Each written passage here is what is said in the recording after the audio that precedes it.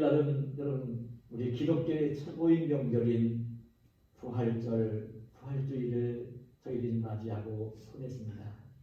제가 우리 기독교 신앙은 다른 종교와는 완전히 구별되어지는 기독교만이 이야기할 수 있는 부활에 대한 진리의 말씀을 지난 주일날 제가 증언을 했습니다. 다른 어떤 불교에서도 유교에서도 회교에서도 그리고 이제 그런 무속 종교에서도 얘기할 수 없는 우리 기독교만이 가지고 있는 유일한 진리, 이 부활의 신앙에 대해서 제가 지난 주일날 설교를 한 것입니다. 정말 예수님을 믿음을 가지고 사는 것이 얼마나 복된 것인지, 다른 이방 종교를 가지고 있는 것이 얼마나 허무한 것인지를 잘 구별하면서 지금 신앙생활을 하는 우리 성도들이 되시기를 소원하며 그 말씀을 제가 증언을 한 것입니다. 여러분, 무속 종교나 이런 종교들은요, 이 땅에서 잘 되는 것, 이 땅에서 물질적으로 복을 받고 이 땅에서 남들보다도 잘 돼서 돈 많이 벌고 출세하고 여기에 초점을 맞추면서 주어지는 종교들입니다. 철학적이 담겨있는 불교 신앙은 내세를 이야기합니다. 그러나 여러분이 불교는 그 진리의 말씀보다는 인간 사람의 사고, 그냥 이 사색이 깊은 그런 승려들이 얘기를 하면서 만들어낸 철학적인 종교가 불교라는 종교예요. 참 진리는 아닌 것입니다. 우리 기독교는 그렇게 어려운 종교가 아닙니다. 그냥 사실 그대로를 믿는 종교입니다. 사실을 믿는 종교. 하나님의 아들이신 예수 그리스도가 육신을 입고 이 땅에 오셔서 구원받을 백성들을 위하여 죄값을 대신 지불하시며 십자가에서 대신 죽어주시고 그 죽음을 이기고 부활하신 것을 믿는, 부활하신 주님이 승천에 올라가셨고 그 예수님 믿고 따르는 성도들과 함께 천국에서 영생 복락을 누릴 포터를 예비하고 계시고, 그리고 이제 때가 되어지면 다시 데리러 오시는 천국에서 영생 복락을 누리는 이 종교가 우리 기독교인 것입니다. 그것은 하나님의 어떤 생각해낸 것이 아니라 정말 예수님이 역사의 주인공 되시는 예수님이 십자가 육신을 입고 이 땅에 오셔서 십자가 죽음과 부활로 이루어 주신 정말 유일한 진리인 것입니다. 저는 그런 말씀을 드렸어요. 지난 주일날은 우리 예수님 믿는 사람들은 반드시 부활신앙을 가져야 된다. 이 부활신앙을 가지고 있지 못하기 때문에 다른 종교를 믿는 사람들과 잘 구별이 안 되고요. 안 돼요. 그게 부활신앙을 온전히 소유하지 못하면요, 다른 종교 생활하는 사람들과 비슷해져요. 믿지 않는 사람들과 비슷해져 간다고요. 정말 진리 앞에서 진리를 위해, 영생을 위해 귀하게 인생을 살 수 없는 사람이 되어지는 거예요. 부활신앙을 반드시 가져야 되는 것입니다. 부활신앙을 가지면요, 죽는 것도 두렵지 않거든요. 죽는 것도 두렵지 않은 것이 우리 기독교 신앙이고 부활신앙인 것입니다. 저는 우리 예수님께서 부활로 이제 우리에게 이렇게 구원의 기쁨과 영생의 소망과 천국의 소망이 가득한 사람들로 주님이 만들어 주셨기 때문에 참 오늘 이 부활의 신앙을 가지고 이 땅을 귀하게 살아야 되는데, 저는 오늘 제가 사실 이 선정한 이 본문은요, 예수님이 십자가에 달려 죽으시는 고난 주간에 일어난 사건을, 내용을 기록해 주고 있는 본문입니다. 예수님의 부활이 이루어지기 전에, 그때의 예수님의 부활이 이루어지기 전에 예수님이 부활을 예언을 하시면서 부활의 영광을 말씀하시면서 예수님의 십자가 죽음과 예수님의 부활로 말미암아 예수님을 믿는 자들이 정말 죄에서 용서를 받고 구원을 받고 하나님의 자녀가 되어지고 그래서 예수님의 십자가 죽음으로 그냥 고난으로 끝나는 것이 아니라 부활의 영광으로 예수님 믿는 자들이 한이 생겨나서 열매를 맺는 구원을 받는 열매들이 풍성하게 맺혀질 것을 미리 예언을 하시고 있는 말씀인 것입니다. 여러분, 이 말씀의 배경을 보면 어떤 배경인지 여러분들 먼저 제가 말씀을 드리고 싶습니다.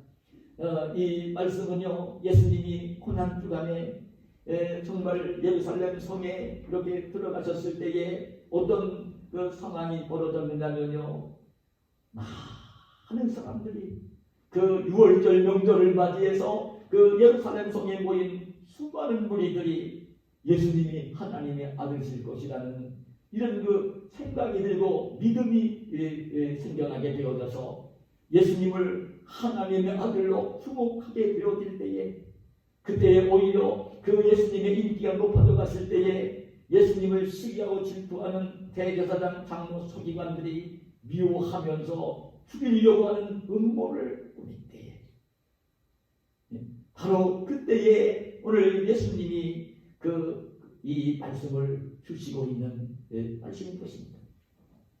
왜 그랬냐면요, 예수님이 예루살렘 성에 올라가시기 전에 예수님이 어떤 일을 하셨는지 아십니까? 그 공생애를 통해서 병든 자를 고치고 귀신을 내어 쫓아주시고 오병이어의 기적을 행하시고 하는 기적을 행하시며, 이미 예수님이 사람이 할 수 없는 일을 하고 계시는 소문이 이제 이스라엘 방방 곳곳 구석구석에 퍼져나가게 되었고요. 심지어는 국경을 넘어서까지도 예수님의 소문이 나고 있었고요.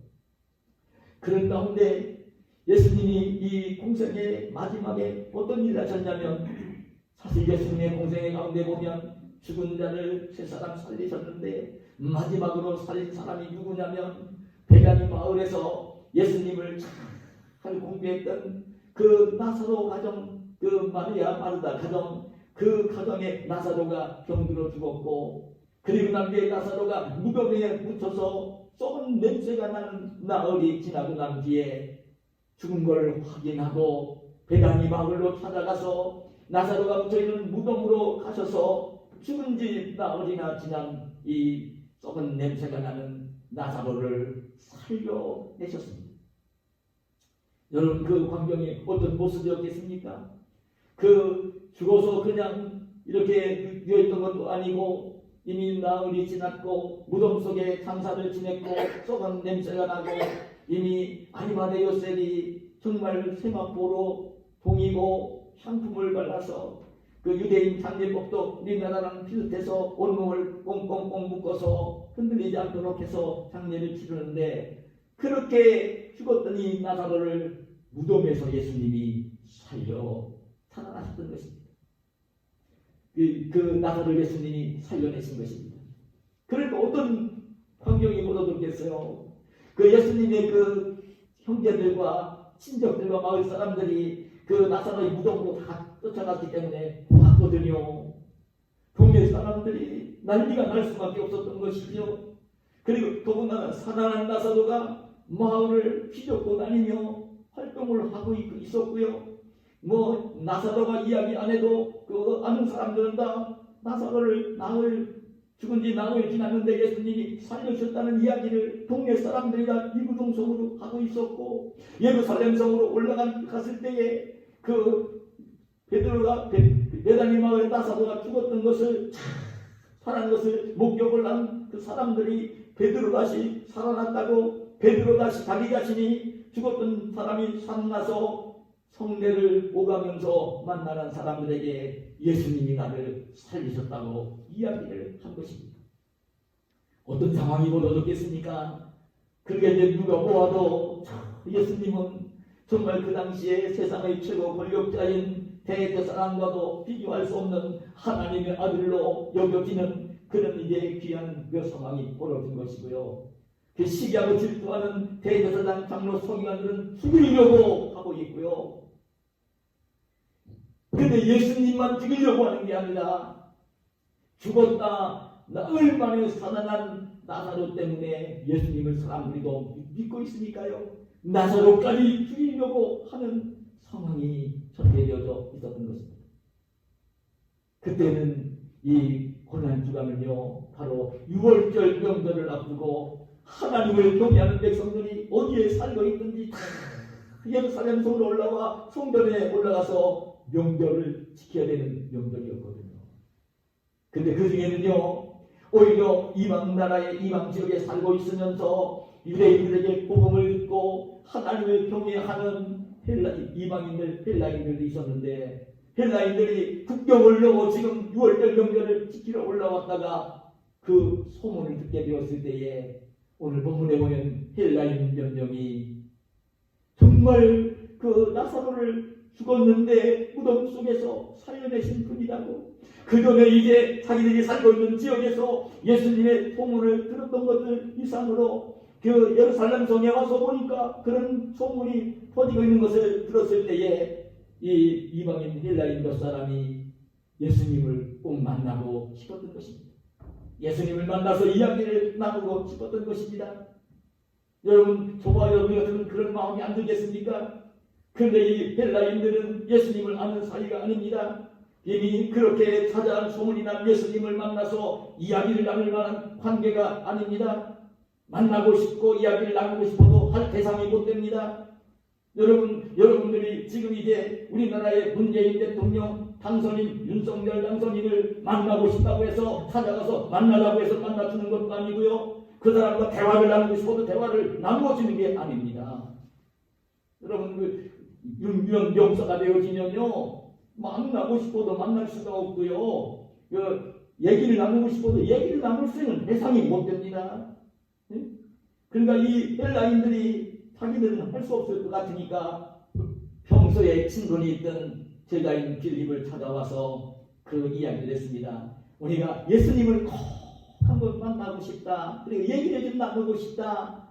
그런데 빌립이 그 헬라인 그 친분이 있는 사람들 얘기를 들으면서도 자기 혼자서 아니 예수님이 지금 공생의 말기 얼마나 바쁘게 보내시는데 생면부지에 알지도 못하는 사람들 만나주고 얘기 나누고 할 그런 상황이 아니기 때문에 예수님께 미안해서 얘기는 건넬 수 없고 자기 동료인 안드레 제자 사도에게 그 이야기를 건네면서 참 저렇게 헬라인들이지만 우리 유대인도 아니지만 예수님 저렇게 보고 싶어 하는데 예수님 만나게 되면 우리가 도와주고 예수님과 대화할 수 있도록 해주면 안 좋겠느냐고 그 얘기를 들은 안드레가 이 빌립과 함께 예수님께 그 말씀을 전한 것입니다.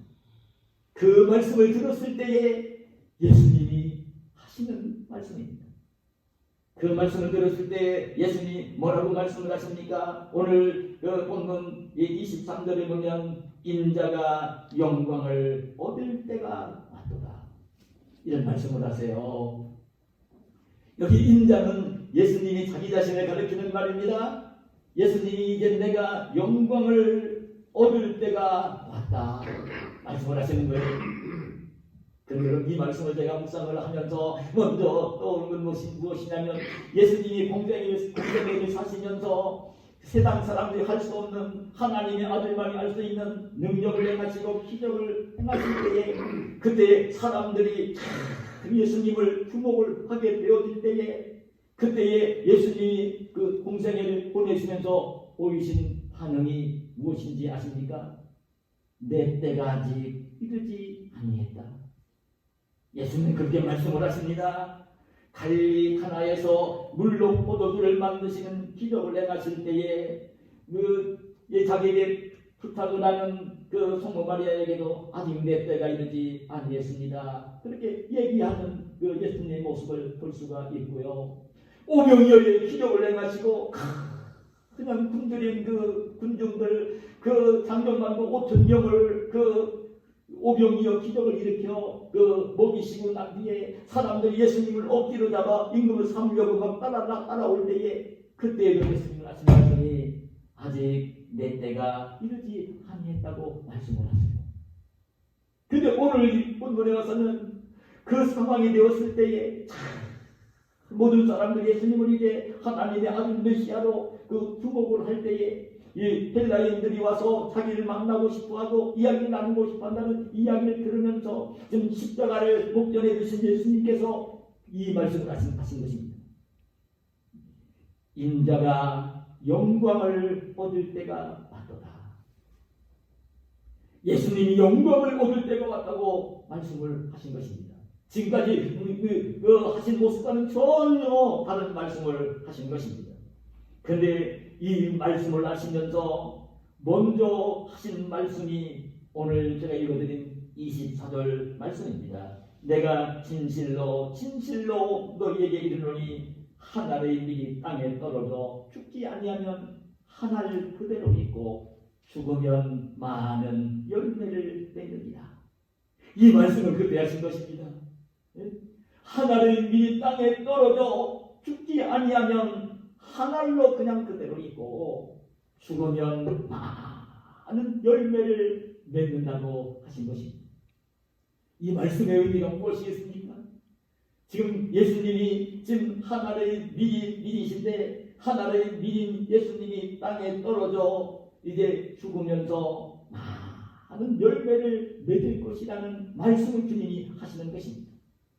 예수님께서 정말 그 주의 택한 백성들을 위해 십자가에 달려 피 흘려 고통을 당하시며 죽어주시며 그리고 난 뒤에 그 죽음을 이기고 부활을 하시면서 이제 그 부활을 하시면서 예수님의 십자가 죽음과 예수님의 부활을 믿게 되어지는 사람들을 구원해 주시는 죄와 사망에서 지옥의 영벌에서 구원해 주시는 열매를 많이 맺을 것을 예수님이 이렇게 말씀을 해주신 것입니다. 예수님이 그 말씀을 하신 것입니다. 예수님이 하나의 밀이 되어져서 그 땅에 떨어져 죽고 썩어져서 그 많은 열매를 맺을 것을 십자가에 달려 죽으시면서 죽음으로 끝나는 것이 아니라 부활로 영광을 얻으시고 그러고 난 뒤에는 예수님의 십자가 죽음과 부활을 믿는 수많은 사람들이 생겨날 것인데 그런 그 수많은 열매들이 맺히게 될 것을 예수님이 이렇게 선언을 하신 것입니다. 예수님께서 그 부활의 영광을 얻으시고 믿는 자들을 구원하시는 많은 열매를 맺힐 것을 예수님이 예언을 하시면서 그러기 위해서는 예수님이 하나의 밀이 되어서 땅에 떨어져 희생을 하며 죽어주실 것을 십자가에 달려 대신 피 흘리며 죽어주실 것을 이렇게 말씀을 하신 것입니다. 여러분 우리가 예수님 믿으며 구원을 받았고 하나님의 자녀가 되었고 천국 백성이 되었죠. 그런데 이것은 그 예수님이 십자가 희생을 통해서 채찍을 맞고 십자가에 달려 죽으시고 무덤에 장사되시는 이 고난을 통해서 희생을 통해서 그러고 난 뒤에 예수님이 죽음을 이기고 부활을 하시고 성령으로 오셔서 우리가 복음을 듣고 깨닫게 하시고 믿음을 갖게 하시면서 수많은 그 구원의 열매들이 영생의 열매들이 주의 백성들이 열리게 되었던 것입니다. 주님은 오늘 이 말씀을 하시면서 정말 내가 듣는 주의 음성이 있습니다. 오늘 언제든지 이 영광을 위해서는 먼저 희생이 있어야 되는 것임을 주님께서 이 말씀을 통해 우리에게 교훈해 주십니다. 영광을 위해서는 희생이 먼저 있어야 된다. 예수님이 부활의 영광을 얻으시고 그리고 예수님이 수많은 백성들을 구원하는 영광을 열매를 맺게 하시기 위해서는 먼저 희생이 있어야 됩니다. 희생이 있어야 됩니다. 희생이 없는 부활도 희생이 없는 부활도 없고 죽음이 없는 부활도 없고 희생이 없는 열매도 맺힐 수 없다는 것입니다.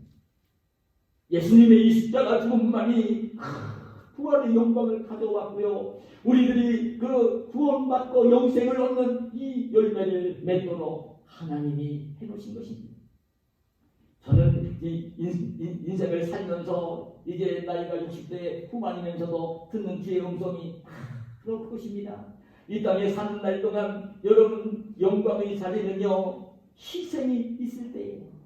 희생이 있는 자리에 그 영광이 주어집니다. 여러분 지금 인생을 살면서 내가 얼마나 영광을 지금 누리고 있는지 지금 이 땅에서 이 삶도 여러분 깨달아야 됩니다. 내가 이 땅을 살면서 어떤 희생을 하며 살아왔는지, 내가 어떤 고난을 당하며 희생을 당해왔는지, 어떤 가치를 앞에 두고 그 가치를 위해서 내가 얼마나 희생을 하며 고난을 당했는지, 그 고난과 희생의 열매들이 영광으로 열매로 맺히는 것이에요. 여러분 공부를 하면서도 예를 든다면 정말 그 박사학위를 받고 대학 교수가 된 사람들을 보면요, 저절로 대학 교수가 된 게 아니에요. 머리 좋다고 대학 교수 되는 거 아닙니다. 여러분 착각하시면 안 됩니다. 머리만 좋다고 대학 교수가 되는 게 아닙니다. 그 박사학위를 받고 대학 교수가 되기 위해서는요, 얼마나 눈물을 흘리며 공부를 한 친구들인지 모릅니다. 머리가 좋다고 대학 교수 되는 거 아닙니다.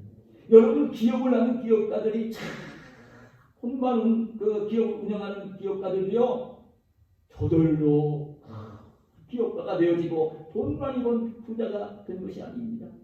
그 기업을 그렇게 키워서 부자가 될 때까지는요, 그 일반 직원들이 알지 못하는 눈물과 희생을 한 사람들이에요.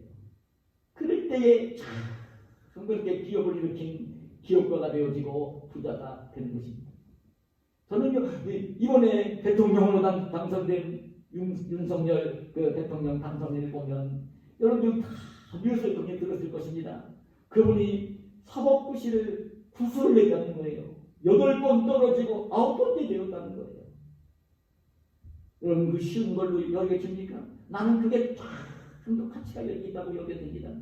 여러분 서울대학교 법대를 간 수재입니다. 여러분 서울법대는요, 서울법대와 의대는요, 서울대학 중에서도 탑 클래스에 있는 전국에서 0.000 몇 프로만 갈 수 있는 대학입니다. 서울법대는 수재입니다. 지금 윤석열 당선인입니다. 그 머리 좋은 수재인데도요, 사법고시 시험을 보면서 8번을 떨어진 거예요. 8번. 놀면서 보는 게 아니고 공부하면서 보냈는데 8번을 떨어진 거예요. 그 8번을 떨어지고도 9번을 도전을 해서 사법고시를 붙은 사람입니다. 의지가 없는 사람, 결단력이 없는 사람은 1년, 2년 포기를 할 수 있는 거 아닙니까? 그 의지와 결단력, 오히려 첫 번째 된 사람들보다 잘 가치 있는 사람인 거예요. 나는 그런 의지와 결단력을 가지고 우리 백성들을 사랑하고 정말 자기의 탐욕과 이기심을 내려놓고 백성들이 더 평안하게 잘 살 수 있는 그 계획을 가지고 자기가 임명하는 강요를 이제 그 관리하면서 이 나라를 그렇게 섬겨주는 대통령이 되었으면 좋겠어요. 여러분 그런 대통령이 되도록 기도를 해주시기 바랍니다. 기도해 주셔야 됩니다. 저는 늘 말씀드리지만 저는 야당도 여당도 정말 아닙니다. 어떤 분들은 오해를 하는 분들도 있더라고요. 송 목사는 보수래, 어떤 사람은 지금 이렇게 얘기를 하는데 전혀 나는 그렇지 않습니다. 물론 나름대로 나라를 위해 날마다 기도합니다. 나라를 위해 목사가 정말 기도합니다. 이번에 제가 그 우리 김포 월곶에 그 부지를 보고 오면서 제가 처음에 갈 때는 몰랐는데 임지사님 차를 타고 뒤에 갈 때 보니까요, 강 건너편이 북한 땅이에요. 내가 그걸 보고 돌아오면서 내가 오늘도 날마다 성전에 올라오면 나라와 민족을 위해서 기도하는데 왜 늙은 몸을 왜 그쪽으로 보내시는지 그 광경을 보면서 또 느낀 게 있었어요. 송 목사 보고 나라와 민족을 위해 더 기도하는 음성을 들었어요. 그 광경을 보면서.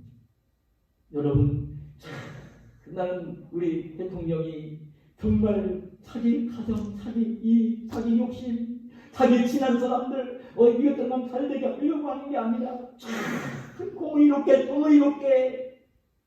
그러면서 이제 오히려 연약한 자들이 평화롭게 살 수 있는 나라, 경제적으로도 풍요로운 나라, 국방을 더 든든히 해주는 대통령, 그런 정부, 이런 사람들이 될 수 있도록 기도를 해줍니다. 여러분들도 여러분 그렇게 나라와 민족을 위해, 유정자들을 위해 기도하시는 분들이 되시기를 축복합니다. 그래야 됩니다. 나라가 어려워지면요 우리 국민들의 삶이 너무나 곤고해지는 것입니다. 여러분 지금 저 우크라이나에서 벌어지는 환경을 여러분들 뉴스를 통해 듣고 있을 것 아닙니까? 우크라이나 백성들이 뭐 잘못한 게 있습니까? 힘이 더 강한 러시아가 많은 군사력을 앞세우고 땅을 빼앗기 위해서 침략을 한 것 아닙니까? 힘이 없는 우크라이나 백성들은요 죄가 없는 일반 군인들뿐만 아니라 일반 백성들까지 처참하게 죽음을 당하는 그런 모습을 우리가 보고 있지 않습니까? 여러분 저 전쟁이 끝난다 하더라도 우크라이나 경제가 재건되려면 얼마나 시간이 가야 될지 모릅니다. 돈 들여 지어놨던 건물이며 아파트며 공장들이 다 파괴가 된 것입니다. 한순간에 가난한 나라가 되어지는 것입니다. 여러분 우리가 나라와 민족을 위해 눈물로 통곡으로 기도해야 되는 것은 어떤 일이 있어도 그런 전쟁이 일어나지 않도록 기도를 해야 되는 것입니다. 저는 여러분 오늘 이 말씀을 묵상하면서 듣는 지음성이 있습니다. 주님의 이 고난으로 희생으로 십자가 희생으로 우리를 이제 이렇게 구원하시는 이 사역을 주님이 하셨는데 저는 이 예수님의 십자가 죽음 희생으로 이루어 놓으신 주님의 이 희생의 은혜, 주님의 그 고난의 은혜를 우리 예수님 믿고 구원받은 성도들은 이 땅에서 누리면서 살아야 됩니다.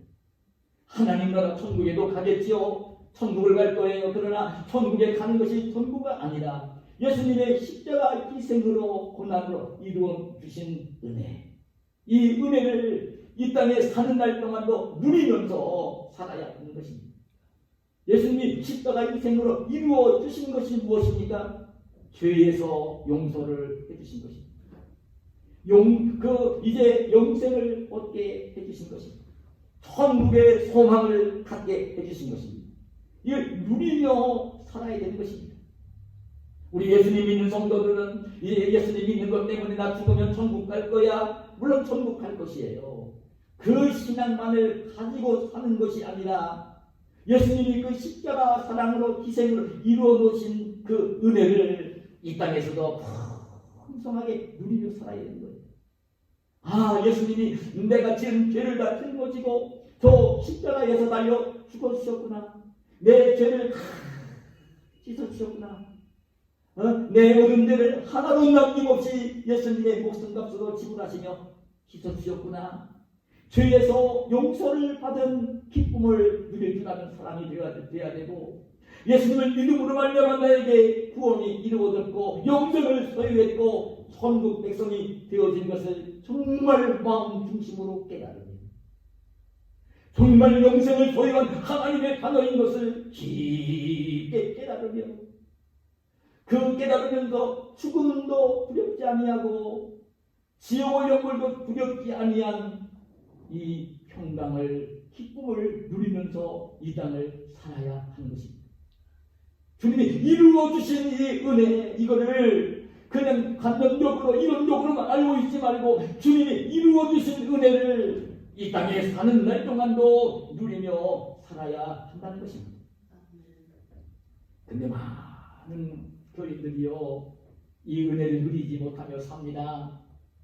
저는 왜 예수님 믿으면서도 죄를 용서받은 기쁨, 구원받은 감격과 감사, 왜 정말 주님이 약속하신 천국에 대한 소망 이것들을 누리지 못하면서 이 땅을 믿지 않은 사람과 비슷하게 생활을 할까?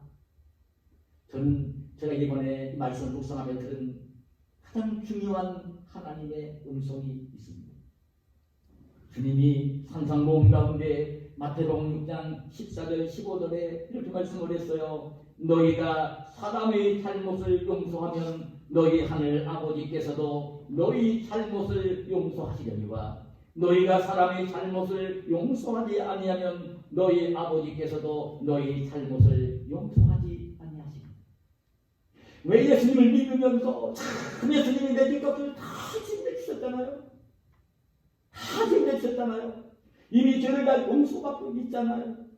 죄를 용서받은 기쁨, 구원받은 하나님의 자녀에 대한 감격, 주님이 약속하신 말씀을 따라 믿는 천국의 소망이 차고 넘쳐야 되는데 왜 그걸 누리지 못하냐면요. 용서할 줄 모르는 나에게 아픔을 주고 나에게 손해를 끼친 사람이 누군가가 있을 때, 나를 기분 나쁘게 한 사람이 있을 때, 나를 내가 좀 싫어하는 관계를 맺게 된 사람이 있을 때, 그런 사람을 용서하고 사랑하지 못하고 미워하고 싫어하는 마음을 품고 있으면요, 주님이 베풀어 주신 용서, 주님이 구원해 주신 구원의 기쁨, 영생의 기쁨, 천국의 소망이 사라집니다. 용서하지 못하면요, 주님이 이루어 놓으신 건데도 못 누리는 거예요. 누리지를 못합니다. 여러분, 나에게 잘못한 사람, 애꿎지 않은 사람, 손에 끼친 사람, 이런 사람을 내가 용서를 하지 못하는 마음을 가지고 있는 동안은요, 내 누군가를 싫어하고 미워하고 불편한 관계를 맺고 있는 동안은요, 절대 이 기쁨과 평안을 누리지 못합니다. 이걸 꼭 기억하시기를 바랍니다. 여러분, 앨리스 티톤이라고 하는 사람이 쓴 용서라는 책이 있습니다. 그 책에 보면 이런 이야기가 나옵니다. 사람을 죽인 한 살인범이, 실수로 사람을 죽인 이 살인범이 재판정에서 사형 언도를 받고 사형수가 되어 감옥에 수감이 되었습니다. 그런데 이 사형수가 되어진 신형이요, 그 나라를 위해서 미국의 그 한 주들 대표하는 주에서 큰 공을 세운 공무자였습니다. 자기 동생이 실수로 사람을 죽이고 사형언도를 받고 사형수가 되어 감옥에 갇혀있는 동생을 사랑하면 너무나 가슴이 아픈 거예요. 그래서 이 형이 그 주를 대표하는 사면령을 내릴 수 있는, 우리나라 같은 대통령인데 미국은 주정부니까 주정부를 찾아가서 눈물로 내 동생이 실수로 사람을 죽였으니까 좀 사면 좀 해달라고 눈물로 애원을 했습니다. 주지사는 그 눈물로 통곡하며 애원하는 그 형의 애원을 받으면서 우리 주를 위해서 큰 공을 세운 우리인데 그 공도 때문에 공로를 생각하고 형의 그 눈물을 생각하면서요, 사면령을 내리면서 사면장을 써서 그 형에게 건넸습니다. 이제 사면령을 내리면 죄가 있었지만 다 없어지는 것입니다. 자유의 몸이 되는 것입니다. 그래, 주지사가 발견해준 사면장을 이 가슴에 품고 형은요, 감옥으로 동생을 연애를 갔습니다. 연애를 가서 동생에게 그 말을 건넸어요. 아우야, 응? 내가 만일 3년을 받고 살아나간다면 무슨 일을 하면 어떻게 살겠니? 물었습니다. 그 말을 들은 동생이 그랬어요.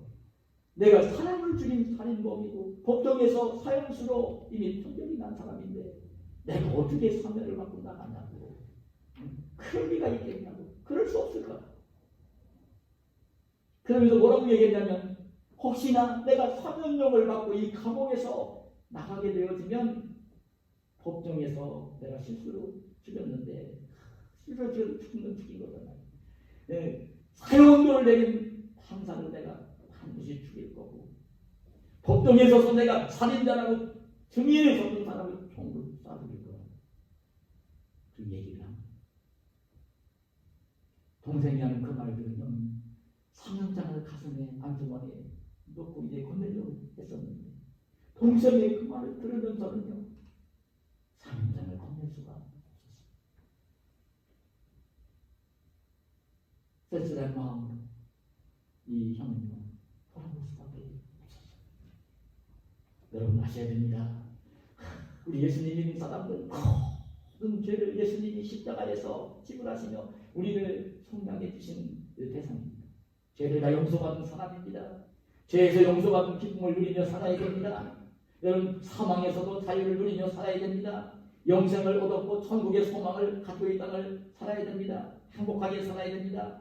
근데 그걸 하기 위해서는 제일 중요한 게 뭐냐면, 그걸 누리며 살기 위해서 중요한 게 뭐냐면, 나에게 손해를 끼치고 나에게 아픔을 주고 나에게 고통을 주고 그런 사람을 마음 중심으로 용서하며 사랑하는 마음을 가질 때에 주님이 용서해 주신 이 용서의 기쁨, 용서받은 기쁨, 정말 주님의 십자가 사랑이 온전히 내 것이 되어지고, 여러분 구원이 온전히 내 것이 되어지고, 천국의 소망이 온전히 내 것이 되어지는 것입니다.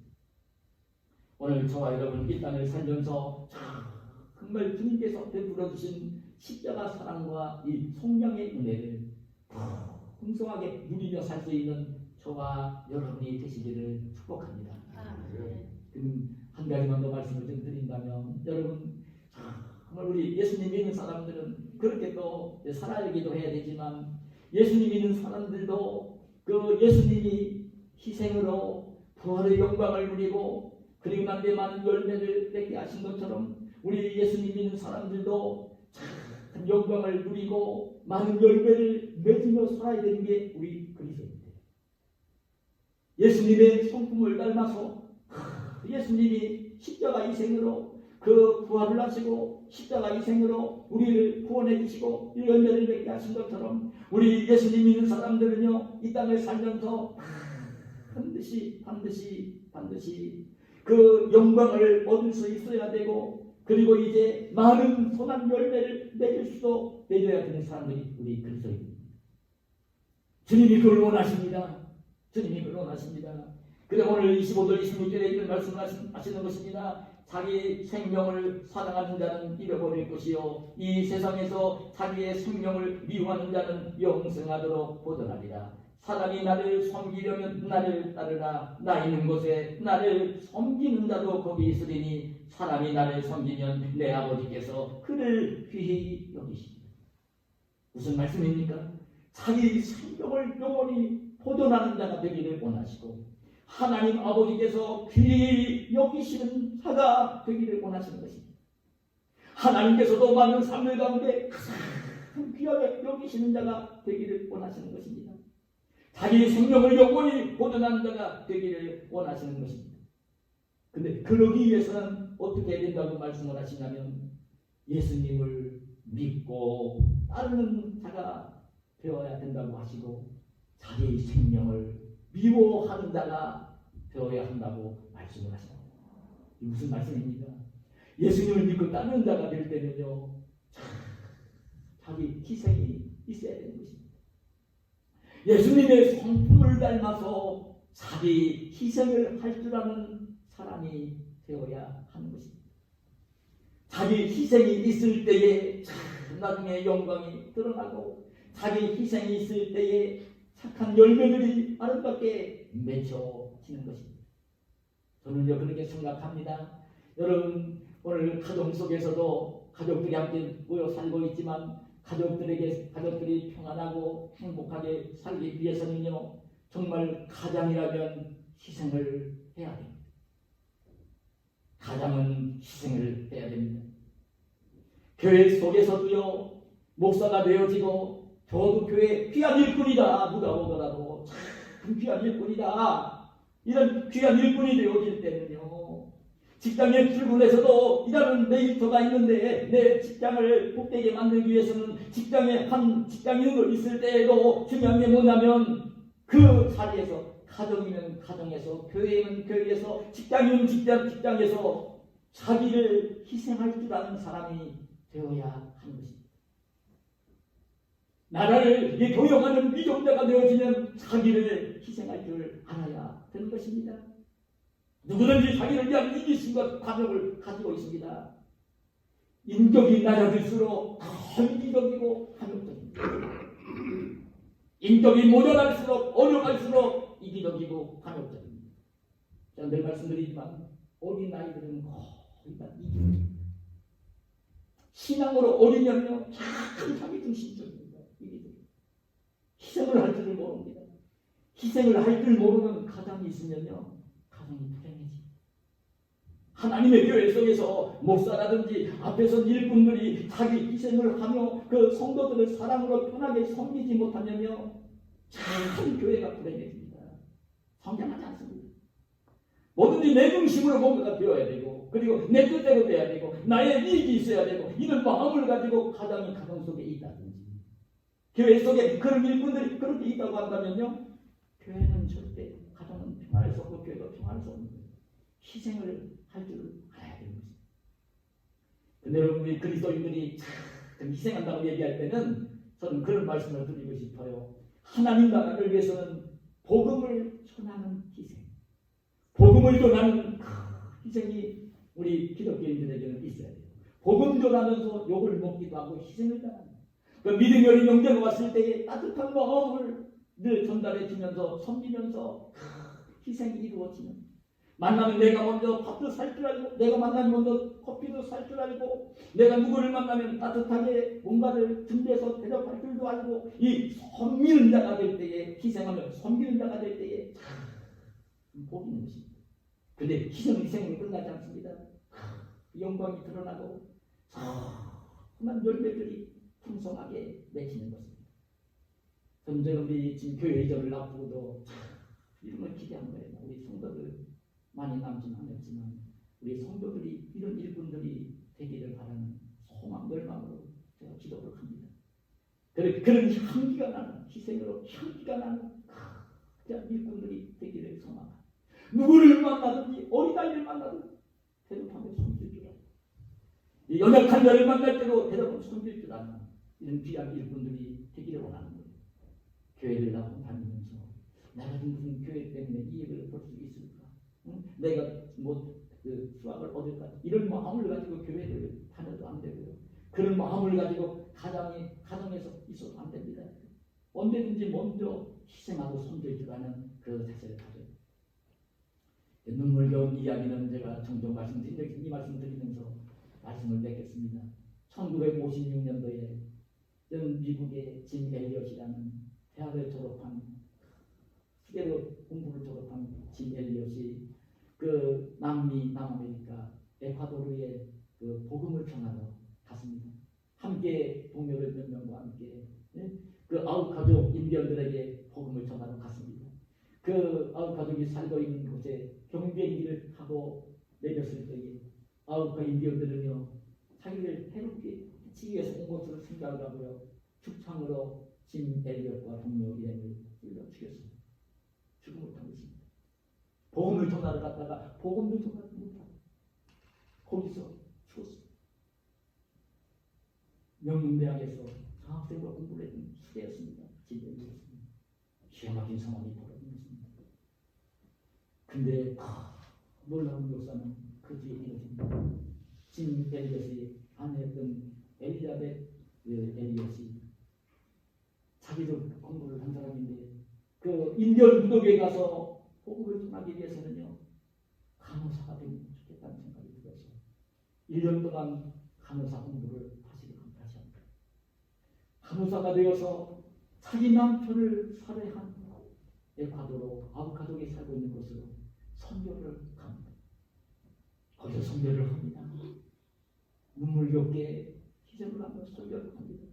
고생을 하지 않고 예수님 백인 여성이 와서 정말 그렇게 고생하지 않을 사람은 아니, 모든 걸 봐도 그렇게 보이는데 그 와서 굳은 자기들을 그 험한 자기들을 속이는 이 엘리자벳 엘리엇을 보면서 5년의 세월이 지나고 난 뒤에 가족을 이끌고 있는 추장이 이 엘리자벳 엘리엇에게 묻습니다.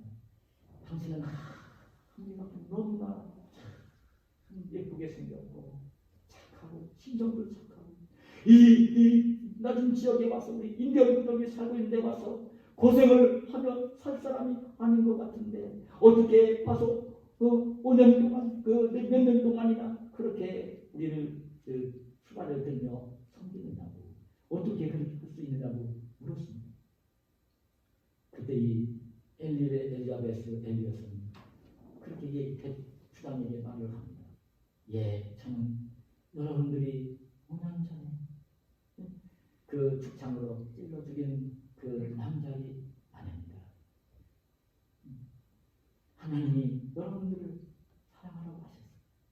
남편 대신, 죽어간 남편 대신 내가 여러분들에게 하나님의 사랑을 전하러 왔습니다. 그 말을 들은 그 족장은요,